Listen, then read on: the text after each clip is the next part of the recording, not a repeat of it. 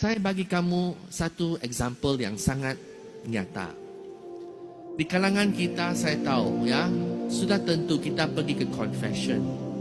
Lazim kita sentiasa confess dosa yang sama. Betul tak? Sentiasa berulang. Pernahkah kamu tanya, kenapa ini berlaku? Kenapa saya sentiasa mengulangi dosa-dosa saya? Tidak henti-henti seumur hidup. Saya akan memberikan kamu satu contoh.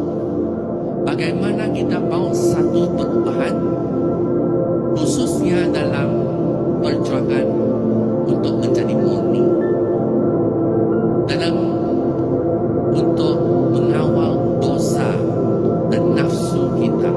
Semua kita ada nafsu, betul? Ya, bukan lelaki saja ya, perempuan juga ada nafsu. Semua orang ada nafsu. Bagaimanakah kita memerangi dosa ini? Example yang sangat simple. Normally ya, bila kita merasa sudah nafsu naik sudah, apakah kamu buat? Bagaimana kamu menangani? Ada orang yang terus mengalah lah, tidak fight lah, mengalah saja. Ada nafsu kalah lah, biar dosa itu terjadi. Ada orang yang lebih berani sikit, dia akan menentang. Saya mesti mengawal diri.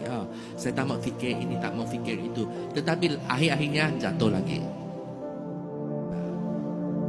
Kalau kita mau, dan ini berulang. Kalau kamu mau satu perubahan besar, saya ada satu tip bagi kamu. Now, bila kita rasa nafsu kita naik, pertama-tama stop. Kamu mesti stop sebentar, 5 saat saja kamu stop. Jangan fikir itu benda. Stop saja 5 saat. Dan sewaktu 5 saat itu kamu interrupt your thoughts, dan kamu berdoa macam ini. Tuhan, saya sedang digoda. Tuhan, saya akan jatuh. Kenapa saya boleh berkata saya akan jatuh? Sebab dari pengalaman lama saya, banyak kali sudah jatuh.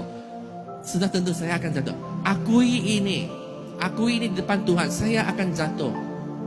Oleh sebab saya akan jatuh, Tuhan, saya akan berdiri ke tepi. Saya tidak mau menentang nafsu saya ini, sebab saya akan kalah.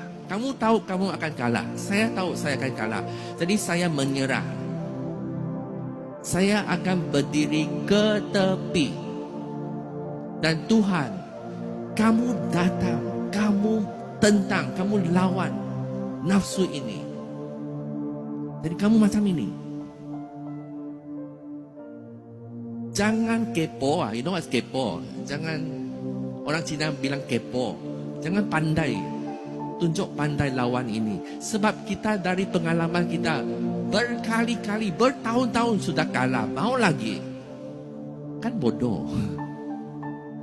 So kalau kamu mau menang, you berambus. You pergi ke tepi. You biar Tuhan datang memerangi nafsu dan dosa itu. Kalau kamu buat itu, saya garanti kamu, dia akan hilang. Kita jatuh sebab kita tidak benarkan Tuhan datang ke dalam peperangan kita.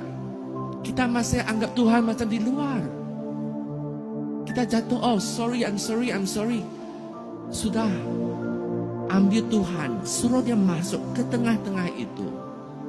Ini juga boleh work dengan apa-apapun dosa, terutamanya dosa yang kita lakukan bila tiada orang nampak. Ya, dosa kemurnian, ya, nafsu kita, kecurangan, pencurian. Semua ini kita buat bila kita seorang diri kan, kita sorok-sorok buat. Semua ini dosa-dosa sebegini, kamu perlu gunakan taktik ini.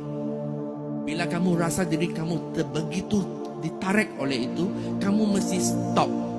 pertama-tama stop diri kamu sendiri sebentar dan terus kamu menyerah kepada Tuhan. Tuhan, kamu ambil alih sekarang juga. Kalau kamu benar-benar berani buat ini, saya guarantee you temptation itu akan hilang dan kita akan menang. Sebab bukan kita yang menang, Tuhan yang menang untuk kita. Ya, a lot of people struggle. Saya tahu. Saya sendiri pun struggle dengan itu. Dan saya hanya mengongsikan apa pengalaman saya. Kenapa saya sentiasa gagal? Sebab saya tunjuk pandai. Saya tidak mau Tuhan datang untuk bantu saya, benar-benar bantu saya. Dan benar-benar juga kadang-kadang saya pun tahu saya sedang berdosa dan saya berkata kepada Tuhan, saya mau berdosa. Betul tak? Kadang-kadang kita tahu kita masih mengeras mau berdosa. Itulah kerana kita ini orang yang sangat munafik. Setiap kita memang munafik. Tetapi hari demi hari kita cuba untuk menanggalkan semua ini supaya cahaya Kristus, kemuliaan Tuhan itu boleh memancar. Macam pembacaan hari ini, setiap kita ada cahaya yang begitu besar, yang begitu indah. Tibalah masanya untuk kita membenarkan cahaya ini keluar. Dan ini adalah dengan mendengar kata-kata Tuhan, memberanikan diri kita untuk membenarkan Tuhan datang memerangi kesusahan kita.